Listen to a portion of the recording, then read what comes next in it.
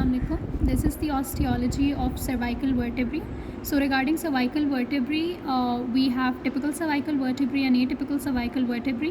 Atypical cervical vertebrae are the first one, second one, and seventh one, and from third to sixth ones are the typical cervical vertebrae.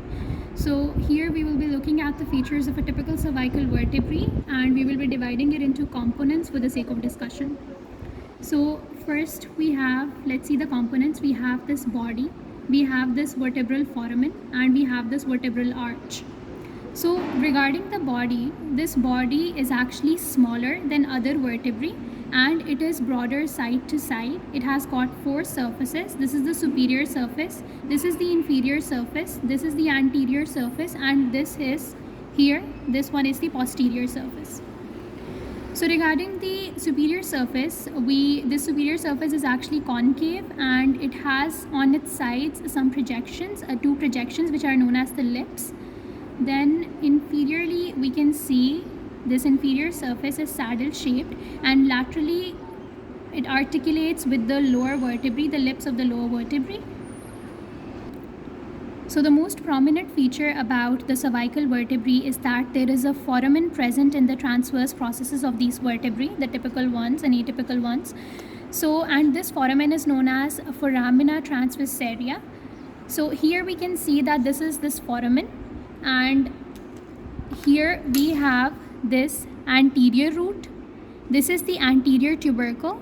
This is the posterior tubercle, and here we have this posterior root.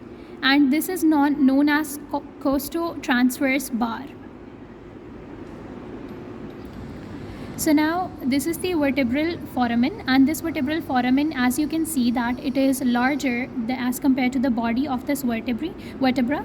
Then we have these pedicles, and these pedicles are directed laterally and towards they're directed backwards towards the backside. And here we can see that we have these articular processes. So these are superior articular processes, and these are here, these are inferior articular processes. So regarding the orientation of the facets on these processes, so superior articular processes are directed backwards, whereas they're present upwards.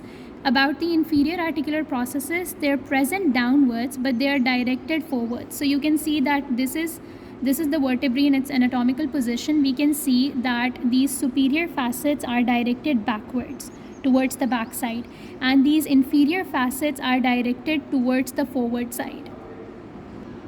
Now here we have these lamina. So lamina are longer, but they are thinner above than below, and these combine to form this spine, and spine is short as well as bifid.